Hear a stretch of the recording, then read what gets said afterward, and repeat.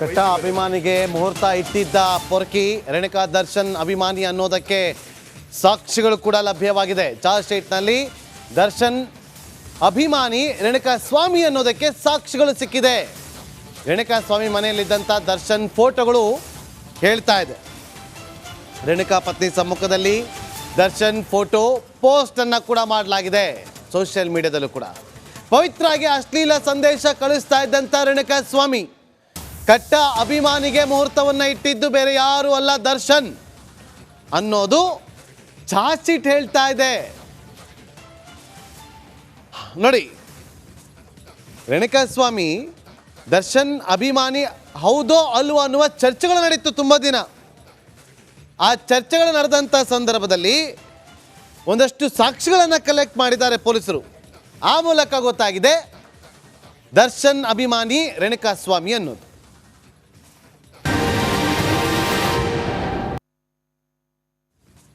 ದೋಷಾರೋಪ ಪಟ್ಟಿ ಈಗಾಗಲೇ ಸಲ್ಲಿಕೆಯಾಗಿದೆ. 3000 ಎಕ್ಸ್ಟ್ರಾ ಪೇಜಸ್, ಹತ್ರ 4000 ಪೇಜಸ್. ಇದೀಗ ನಾವು ಮೊನ್ನೆಯಿಂದ ಹೇಳ್ತಾ ಇದ್ದೀವಿ, 3 ಬಚಾವಾಗ್ತಾರೆ. 14 ಆರೋಪಿಗಳ ಬಟ್ಟೆಯ ಮೇಲೆ ರೇಣುಕಾ ಸ್ವಾಮಿಯವರ ರಕ್ತದ ಕಲೆ ಇದೆ. ಅಲ್ಲಿಗೆ ಗೋವಿಂದ. ದರ್ಶನ್ ಪವಿತ್ರ ಗೌಡ ಧರಿಸಿದ್ದ ಬಟ್ಟೆ ಮೇಲೂ ಕೂಡ ರಕ್ತ. ಬರೀ ಬಟ್ಟೆ ಅಲ್ಲ, ಚಪ್ಪಲಿ ಶೂಗಳ ಮೇಲೆ ಕೂಡ ರಕ್ತ. 7 ಮಂದಿ ಚಪ್ಪಲಿ ಶೂಗಳ ಮೇಲೆ ರೇಣುಕಾ ಸ್ವಾಮಿ ರಕ್ತ. ಚಾರ್ಜ್ ಶೀಟ್ನಲ್ಲಿ ಬಯಲಾಯಿತು ರಕ್ತ ರಹಸ್ಯ. ಇದು ಡೆವಿಲ್ ಗ್ಯಾಂಗ್ನ ರಕ್ತ ಸಿಕ್ತ ಕಥೆ. 14 ಆರೋಪಿಗಳ ಬಟ್ಟೆಯ ಮೇಲೂ ರೇಣುಕಾ ರಕ್ತ.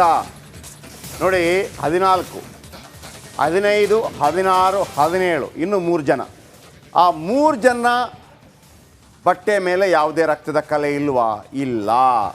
ಯಾರವರಾಗಿದ್ದರೆ ಅವರು ಎಲ್ಲ ಘಟನೆಗಳು ಆದ ನಂತರ ದುಡ್ಡು ಕೊಟ್ಟು ಸರೆಂಡರ್ ಆಗೋದಕ್ಕೆ ಬಂದವರು. ಸೊ ಹಾಗಾಗಿ ಕೇಶವ, ನಿಖಿಲ್, ಇನ್ನೊಬ್ಬ, ಅವರು ಮೂವರು ಕೂಡ ಸ್ವಲ್ಪ ಈ ಬಿಗಿ ಹಿಡಿತದಿಂದ ತಪ್ಪಿಸಿಕೊಳ್ಳುವ ಸಾಧ್ಯತೆ ಇದೆ. ಆದರೆ ಅವರು ಸಾಕ್ಷ್ಯನಾಶ ಮಾಡುವಂಥ ಪ್ರಯತ್ನಕ್ಕೆ ಕೈ ಹಾಕಿದ್ದಾರೆ ಅನ್ನೋದು ಕೂಡ ಸಾಬೀತಾಗಿದೆ. ಹಾಗಾಗಿ ಬಿಡುಗಡೆ ಆಗ್ತಾರೆ ಅಂತಲ್ಲ, ಉಳಿದವರಿಗೆ ಎಷ್ಟು ಟೈಟ್ ಆಗುತ್ತೋ ಅಷ್ಟು ಇವರಿಗೆ ಟೈಟ್ ಆಗಲ್ಲ. ಅಂದರೆ ಈಗ ಪ್ರಮುಖವಾಗಿ ಅವ್ರನ್ನ ಕರೆಸ್ತಾರೆ, ತೊಗೊಂಡೋಗಿ ಇದನ್ನು ಡಿಸ್ಪೋಸ್ ಮಾಡಿ ಅಂತ ಹೇಳ್ತಾರೆ. ಡಿಸ್ಪೋಸ್ ಮಾಡಿ ಅವರು ಹೋಗ್ತಾರೆ. ನಾವೇ ತೊಗೊಂಡೋಗಿ ಮರ್ಡರ್ ಮಾಡಿ ಬಿಸಾಕಿದ್ವಿ ಅಂತ ಹೇಳ್ತಾರೆ. ಒಂದು ಡೌಟ್ ಬರುತ್ತೆ, ಅವರು ಬಾಡಿ ತೊಗೊಂಡೋಗಿ ಬಿಸಾಕಿದ್ದಾರೆ ಅಂತಂದ ಮೇಲೆ ಅವ್ರ ಮೈ ಮೇಲೂ ಕೂಡ ರಕ್ತ ಇರಬೇಕಲ್ಲ ಅಂತೇಳಿ. ಚಾನ್ಸ್ ಇಲ್ಲ. ಯಾಕೆಂದರೆ ಅದು ಕೊಲೆ ಆಗಿ ತುಂಬ ಹೊತ್ತು ಆಗೋಗಿತ್ತು. ಬ್ಲಡ್ ಎಲ್ಲವೂ ಕೂಡ ಹೆಪ್ಪುಗಟ್ಬಿಟ್ಟಿತ್ತು, ರಕ್ತ ಹೆಪ್ಪುಗಟ್ಟಿತ್ತು. ಇವ್ರು ತಗೊಂಡೋಗಿ ಬಿಸಾಕ್ಬಿಟ್ಟು ಹೋಗಿ ಸರೆಂಡರ್ ಆಗ್ತಾರೆ. ಹಾಗಾಗಿ ಅವರ 3 ಜನರ ಮೇಲೆ ಇದ್ದಂಥ ಕಲೆಗಳು ಸಿಕ್ಕಿಲ್ಲ. ಆಮೇಲೆ ಇನ್ನೊಂದು ಮಾಹಿತಿ ಏನಪ್ಪ ಅಂತಂದರೆ, ಅವರು ಕೇವಲ ಸರೆಂಡರ್ ಮಾತ್ರ ಆದ್ರಾ ಅಥವಾ ಈ ಶವ ವಿಲೇವಾರಿ ಬೇರೆಯವರು ಮಾಡಿದ್ರ ಅನ್ನೋದು ಕೂಡ ಡೌಟ್ ಇದೆ. ಈಗ ಗೊತ್ತಾಗುತ್ತೆ ಚಾರ್ಜ್ ಶೀಟ್ ಅಲ್ಲದು. ಅಂದರೆ ಅವ್ರು ಹೇಳಿರ್ಬೋದು, ನಾವು ಸರೆಂಡರ್ ಆಗ್ತೀವಿ ಸರ್, ಶವ ವಿಲೇವಾರಿ ಎಲ್ಲ ನಮ್ಗೆ ಸಾಧ್ಯ ಇಲ್ಲ ಅಂತ ಹೇಳ್ಬೋದೇನೋ. ಚಾರ್ಜ್ ಶೀಟ್ನಲ್ಲಿ 5 ಫೋಟೋಗಳ ಉಲ್ಲೇಖ ನಾವು ಮೊನ್ನೆಯಿಂದ ಹೇಳ್ತಾ ಇದ್ವಿ. ರೇಣುಕಾ ಸ್ವಾಮಿ ಪ್ರಾಣ ಭಿಕ್ಷೆ ಬೇಡ್ತಾ ಇರುವಂಥ, ಕುಕ್ಕರ್ಗಾಲಲ್ಲಿ ಕೂತು ಪ್ರಾಣ ಭಿಕ್ಷೆ ಬೇಡ್ತಾ ಇರುವಂಥ ಫೋಟೋ. ಆಮೇಲೆ ಇವರೇ ತಗೊಂಡಿರೋದು. ಇದು ಗಾಂಜಾ ಅಮಲು ಗೊತ್ತಾಗಲ್ಲ. ಫೋಟೋ ತಗೊಂಡು ಅಣ್ಣನಿಗೆ ಜೈ, ಅಕ್ಕನಿಗೆ ಜೈ ಅಂತ ಹೇಳಬೇಕಲ್ಲ, ನಾಳೆ ಶೋ ಆಫ್ ಮಾಡಬೇಕಲ್ಲ. ಆಮೇಲೆ ಪವಿತ್ರ ಗೌಡ ನಿವಾಸದಲ್ಲಿ ಜಪ್ತಿ ಮಾಡಲಾದ ಚಪ್ಪಲಿ ಫೋಟೋ. ಇದು ಪೊಲೀಸರು ರಿವೀಲ್ ಮಾಡಿರುವಂಥ ಫೋಟೋ. ರಿಟ್ರೀವ್ ಮಾಡಿರುವಂಥ ಫೋಟೋಗಳ ಬಗ್ಗೆ ಕೂಡ ನಾವು ಹೇಳ್ತಾ ಇದ್ವಿ. ಯಾಕಂದರೆ ಇವರು ಕೆಲವು ಫೋಟೋಗಳನ್ನು ಮಾಡ್ಕೊಂಡಿದ್ದಾರೆ. ಇದು ಪೊಲೀಸರು ತೆಗೆದಿರುವಂಥ ಫೋಟೋಗಳಿದೆಲ್ಲ. ಅಂದರೆ ಪೊಲೀಸರು ಸಿಕ್ಕಿರುವಂಥ ಫೋಟೋ ಮತ್ತು ಪೊಲೀಸರು ಜಪ್ತಿ ಮಾಡಿರುವಂಥ ಕೆಲವು ಫೋಟೋಗಳು. ರೇಣುಕಾ ಸ್ವಾಮಿ ಶವದ ಫೋಟೋ ಇದೆಲ್ಲವೂ ಕೂಡ. VS ರಾಜ ಅವರು ನಿವೃತ್ತ ಪೊಲೀಸ್ ಅಧಿಕಾರಿಯೊಬ್ಬರೀಗ ನಮ್ಮೊಂದಿಗೆ ಸಂಪರ್ಕದಲ್ಲಿದ್ದಾರೆ. ಸರ್ ನಮಸ್ಕಾರ. ನಮಸ್ಕಾರ ಸರ್. ನೋಡಿ, ಈಗ ಇಷ್ಟೆಲ್ಲ ಗಮನಿಸ್ತಾ ಇದ್ದೀವಿ. ಕಿಲ್ ಹಿಮ್ ಅಂತೇಳಿ ಪವಿತ್ರ ಗೌಡ ಹೇಳಿದ್ಲಂತೆ, ಅದು ಪ್ರಚೋದನಕಾರಿ ಆಗಿದೆ ಅಂತ ಅನ್ನುವ ಅಂಶ ಈಗ ಗೊತ್ತಾಗ್ತಾ ಇದೆ. ಸೊ ಈಗ ಆ ಪದ ಬಳಕೆ ಮಾಡಿರೋದು ಈ ಪ್ರಕರಣದಲ್ಲಿ ಎಷ್ಟು ಸಹಕಾರಿ ಆಗುತ್ತೆ ಮುಂದಿನ ದಿನಗಳಲ್ಲಿ ಕಾನೂನಾತ್ಮಕವಾದಂಥ ಹೋರಾಟಕ್ಕೆ?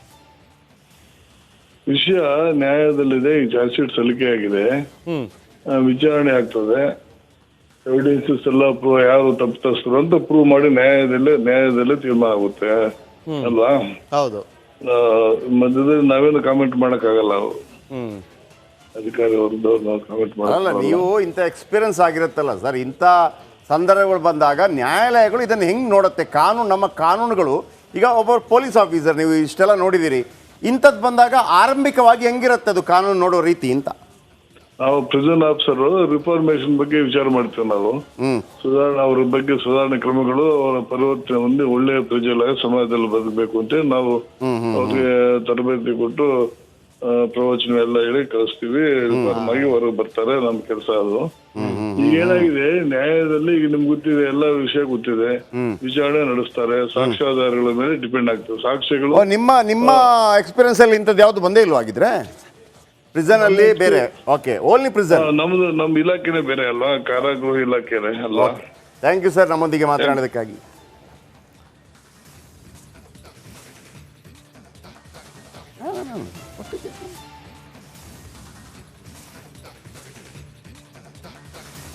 ನೋಡಿ, ಕ್ಷಣದ ಅಪ್ಡೇಟನ್ನು ನಿಮ್ಮ ಮುಂದೆ ಇಡುವಂಥ ಪ್ರಯತ್ನವನ್ನು ರಿಪಬ್ಲಿಕ್ ಕನ್ನಡ ಮಾಡ್ತಾ ಇದೆ.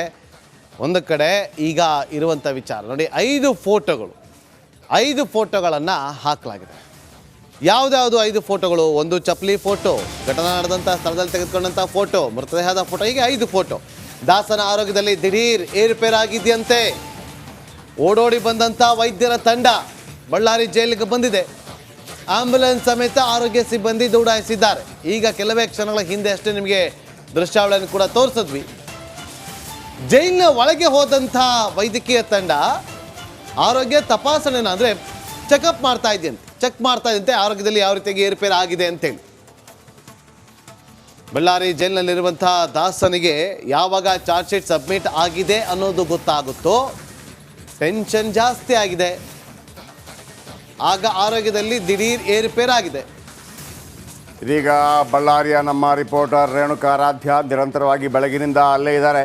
ಮೊನ್ನೆಯಿಂದ ಯಾವಾಗ ಪರಪ್ಪನ ಅಗ್ರಹಾರದಿಂದ ಬಳ್ಳಾರಿಗೆ ಶಿಫ್ಟ್ ಆದ ನಂತರ. ಎಸ್ ರೇಣುಕಾರಾಧ್ಯ, ಆರೋಗ್ಯದಲ್ಲಿ ಏರುಪೇರು ವಿಚಾರ, ಡಾಕ್ಟರ್ಗಳ ತಂಡ ಕೂಡ ಅಲ್ಲಿ ಭೇಟಿ ಕೊಟ್ಟಿದೆ, ದೃಶ್ಯಾವಳಿಯಲ್ಲಿ ತೋರಿಸ್ತಾ ಇದ್ದೀವಿ. ಲೇಟೆಸ್ಟ್ ಅಪ್ಡೇಟ್ ಏನಿದೆ ಅಲ್ಲಿಂದ?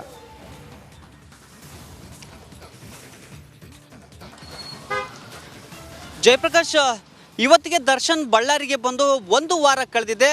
ಆದರೆ ಕಳೆದ 2 ದಿನದಿಂದ ಆದಷ್ಟು ಟೆನ್ಷನ್ ದರ್ಶನ್ ಅವ್ರಿಗೆ ಇಲ್ಲಿವರೆಗೂ ಆಗಿರಲಿಲ್ಲ. ಯಾಕಂದರೆ ಚಾರ್ಜ್ ಶೀಟ್ ಸಲ್ಲಿಕೆಗೂ ಮುನ್ನ ದರ್ಶನ್ ಅವರಿಗೆ ಸಾಕಷ್ಟು ಟೆನ್ಷನ್ ಆಗಿತ್ತು. ಆ ವಿಚಾರವಾಗಿ ಕಳೆದ 2 ದಿನದಿಂದ ಸಾಕಷ್ಟು ಒತ್ತಡದಲ್ಲಿ ದರ್ಶನ್ ಇದ್ರು. ಹೀಗಾಗಿ ಊಟ ಜೊತೆಗೆ ನಿದ್ದೆ ಇವೆಲ್ಲವನ್ನೂ ಕೂಡ ಕಡಿಮೆ ಮಾಡಿ ಏಕಾಂಗಿಯಾಗಿ ಕಾಲವನ್ನು ಕಳೀತಾ ಇದ್ರು. ಜೈಲು ಸಿಬ್ಬಂದಿಯೊಂದಿಗೂ ಕೂಡ ಮಾತನಾಡ್ತಾ ಇರಲಿಲ್ಲ. ಆದರೆ ಇವತ್ತು ಚಾರ್ಜ್ ಶೀಟ್ ಸಲ್ಲಿಕೆಯಾದ ಬೆನ್ನಲ್ಲೇ ಒಂದಷ್ಟು ಆರೋಗ್ಯದಲ್ಲಿ, ದರ್ಶನ್ ಅವರ ಆರೋಗ್ಯದಲ್ಲಿ ಏರುಪೇರಾಗಿದೆ ಅನ್ನುವ ಅಂಶ ಈಗ ನಮಗೆ ಗೊತ್ತಾಗ್ತಾ ಇರ್ತಕ್ಕಂಥದ್ದು. ಹೀಗಾಗಿ ಮುಂಜಾಗ್ರತಾ ಕ್ರಮವಾಗಿ ದರ್ಶನ್ ಅವರ